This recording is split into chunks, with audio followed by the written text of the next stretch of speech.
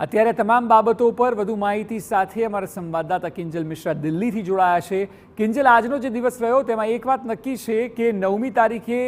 PM શપથ લેશે, પરંતુ આપ જુઓ અમે અત્યારે પણ જે બતાવી રહ્યા હતા, જે માંગ છે તેલુગુ દેશમ પાર્ટી અને જેડીયુની, એ આવનારા સમયમાં કિંજલે બહુ મોટો પડકાર હશે લાગે છે પીએમ મોદી માટે।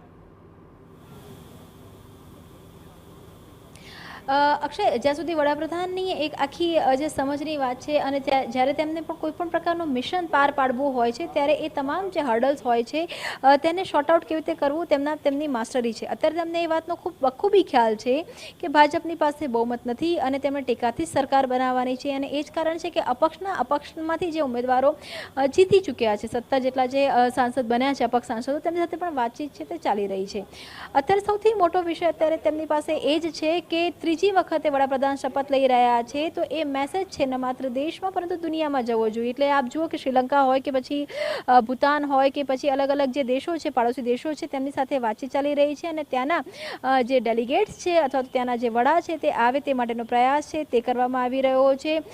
ફોરેનની અંદરથી પણ અનેક જે કહી શકાય કે નેતાઓએ ટ્વીટ કરી અને તેમને શુભકામનાઓ છે વડાપ્રધાનને તે પાઠવી છે। એટલે કે વડાપ્રધાનને પણ ખબર છે કે દેશમાં જમીન હલી ગઈ છે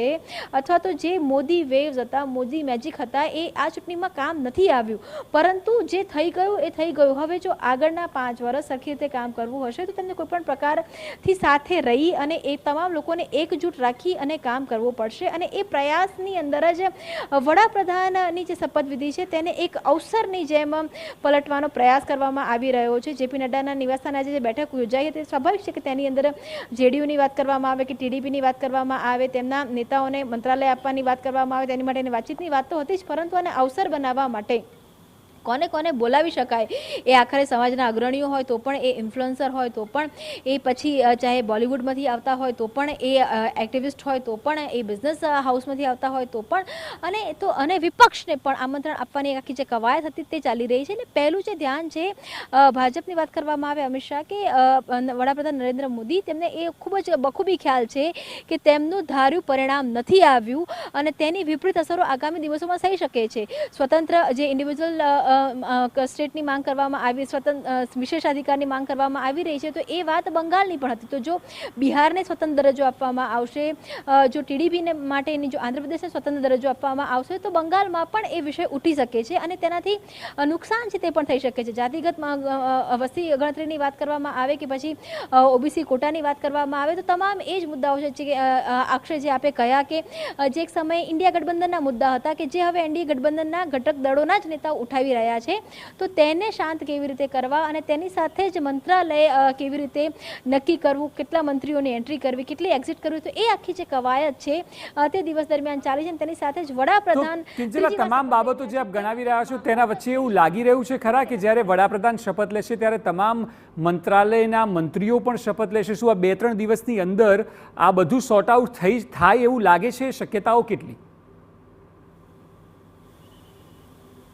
અક્ષય, પ્રયાસ છે ચોક્કસ કરવામાં આવી રહ્યા છે અને જો એ જ કારણ છે કે જે એનડીએના તમામ ઘટક દળો હતા તેમના નેતાઓ સાથે બેઠક થઈ ચૂકી છે અને હવે એનડીએ સાથે જોડાયેલા તમામ જે સાંસદો છે તેમને પણ દિલ્હીમાં બોલાવી લેવામાં આવ્યા છે। આવતીકાલે સવારે 11 વાગે એ બેઠક છે તે પણ યોજાવાની છે કે જેની અંદર તમામ એનડીએના સાંસદો છે તે ઉપસ્થિત રહેવાના છે। તેની સાથે જ ભાજપના જેટલા પણ પ્રદેશ છે, પ્રદેશના પ્રમુખ છે તે પણ ઉપસ્થિત રહેવાના છે, એનડીએના પ્રદેશ પ્રમુખ છે તે પણ એમાં ઉપસ્થિત રહેવાના છે, તો આ અને જે મુખ્યપ્રધાન છે ભાજપ અને એનડીએ શાસિત રાજ્યોના તે પણ ઉપસ્થિત રહેવાના છે।